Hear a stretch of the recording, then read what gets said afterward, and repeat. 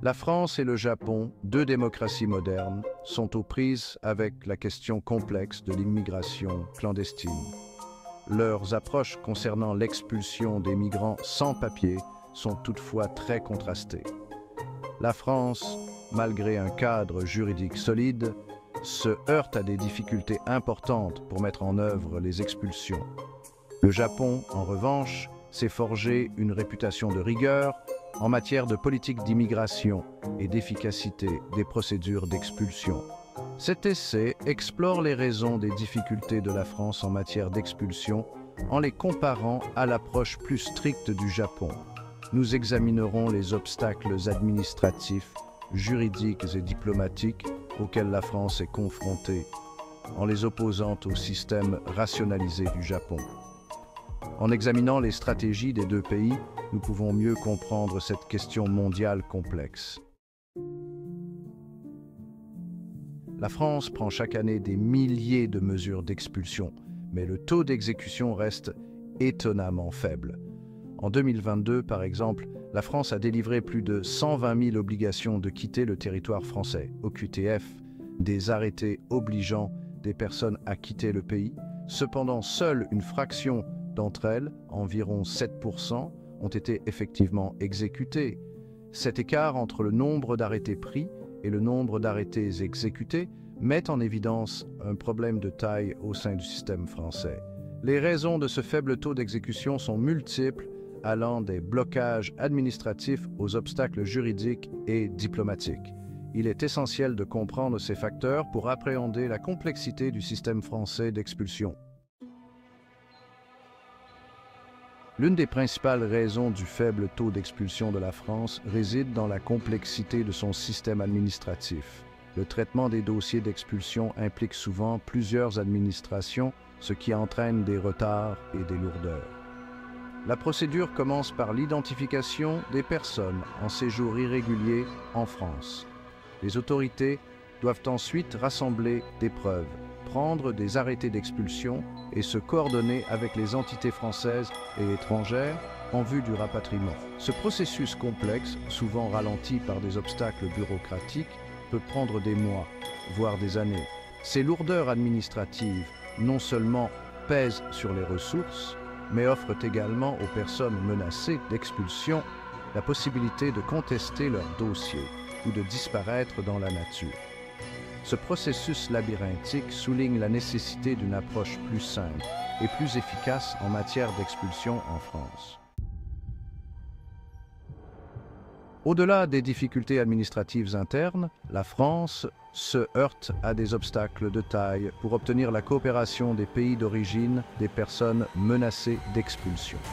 Ces obstacles ne sont pas seulement bureaucratiques, mais aussi diplomatiques et politiques, rendant le processus encore plus complexe.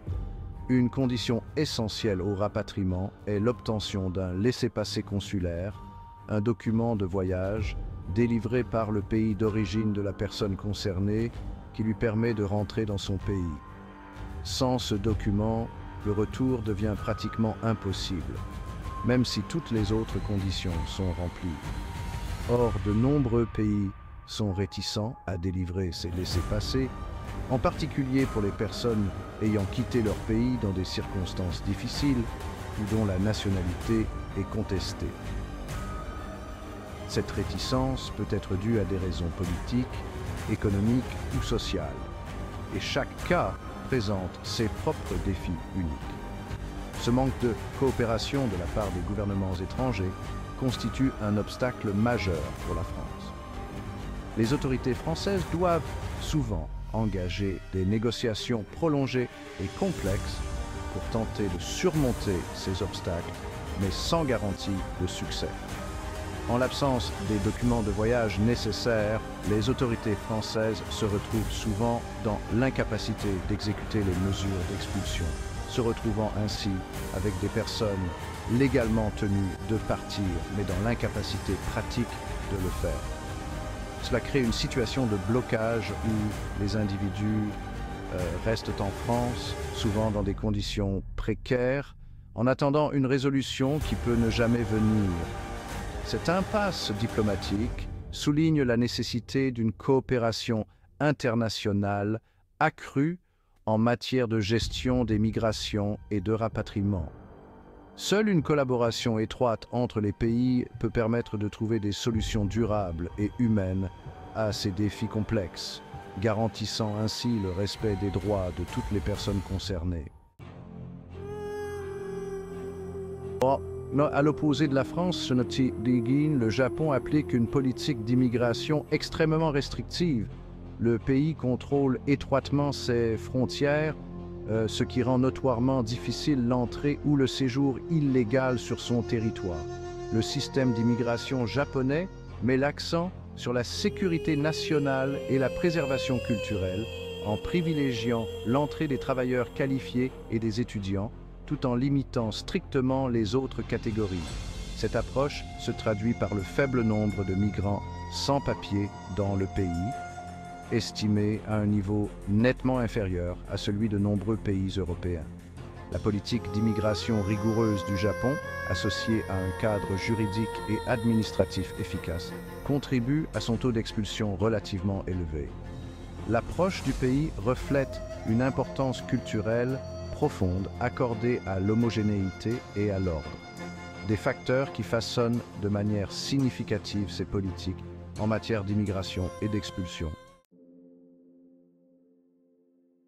Le processus d'expulsion au Japon contraste fortement avec les procédures complexes et souvent longues de la France. En France, les procédures peuvent nous prendre des mois, voire des années, en raison des nombreuses étapes administratives et des possibilités de recours.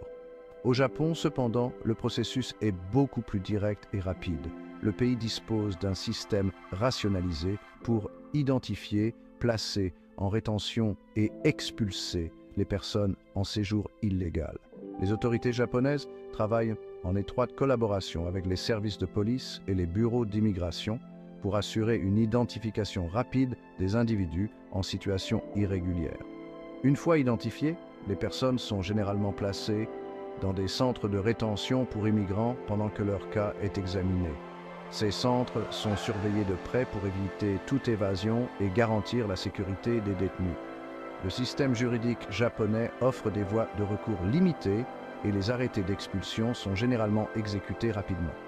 Les juges et les avocats travaillent efficacement pour traiter les cas sans retard inutile, ce qui permet de réduire le temps de détention. Cette efficacité s'explique en partie par l'importance accordée par le Japon à la rapidité administrative en matière d'immigration. Les procédures sont conçues pour minimiser les délais et maximiser l'efficacité, tout en respectant les lois en vigueur. Le pays privilégie un règlement rapide des affaires et son cadre juridique offre des motifs limités de contestation des arrêtés d'expulsion. Les avocats spécialisés en immigration doivent souvent travailler dans des délais très serrés pour préparer les dossiers de leurs clients. Bien qu'efficace pour maintenir un contrôle strict des frontières, cette approche a également suscité des critiques de la part des organisations de défense des droits de l'homme, préoccupées par le respect des procédures régulières et le risque de détention arbitraire. Ces organisations soulignent que la rapidité ne doit pas se faire au détriment des droits fondamentaux des individus et appellent à une révision des pratiques actuelles pour garantir un traitement plus équitable et transparent. Les centres de rétention pour immigrants constituent un élément clé du système d'expulsion japonais. Ces centres sont souvent situés dans des zones urbaines et sont fortement surveillés pour empêcher toute évasion. Ces structures accueillent les personnes en attente d'expulsion, souvent pour de longues périodes. Les détenus peuvent être des demandeurs d'asile dont la demande a été rejetée, des travailleurs sans papier ou des personnes ayant dépassé la durée de leur visa. Si les conditions de vie dans ces centres se sont améliorées ces dernières années, des inquiétudes subsistent quant à la durée de la rétention et à l'accès à une assistance juridique et médicale. Les détenus ont parfois du mal à obtenir des soins médicaux adéquats et un soutien juridique pour contester leur détention. Les organisations de défense des droits de l'homme ont critiqué le recours à la rétention par le Japon, arguant qu'elle devrait être un dernier recours plutôt qu'une pratique courante en matière d'immigration. Elles appellent à des réformes pour garantir que les droits des détenus soient respectés et que des alternatives à la détention soient envisagées. Elles soulignent l'impact psychologique de la détention prolongée et le risque de violation des droits de l'homme au sein de ces structures. La détention prolongée peut entraîner des troubles mentaux graves, y compris la dépression et l'anxiété, exacerbés par l'incertitude de leur situation. Le Japon soutient que la rétention est nécessaire pour faire respecter efficacement la législation en matière d'immigration et pour empêcher les personnes de se soustraire à la justice, mais cette pratique reste un sujet de débat. Les autorités affirment que, sans ces centres, il serait difficile de gérer les flux migratoires et de maintenir l'ordre public. Merci d'avoir regardé cette vidéo. Si vous souhaitez en savoir plus sur le Japon et ses politiques, abonnez-vous à Neon Vibes pour ne rien manquer de nos prochaines vidéos. À bientôt!